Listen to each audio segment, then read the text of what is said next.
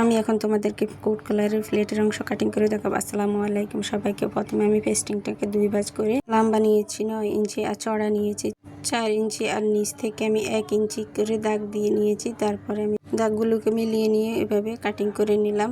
তারপর আমি চড়া নিব। এখন আবার 3 ইঞ্চিতে উপর থেকে লম্বাও 3 ইঞ্চি নিয়ে গোল গলার রাউন্ড শেপ দিয়ে নিলাম। আমার ভিডিওটা যদি ভালো লেগে থাকে লাইক কমেন্ট শেয়ার এবং ফলো করে দিবা। আর তোমরা যদি সেলাই ভিডিও দেখতে চাও তাহলে কমেন্টে জানা। আমি এখন তোমাদেরকে স্ক্রিনে দেওয়া এই গলার ডিজাইনটি সেলাই করে দেখাবো। আসসালামু আলাইকুম সবাইকে। এটা একটা কোট গলার ডিজাইন আর এটা আমি একটা শর্ট কুর্তিতে দিচ্ছি।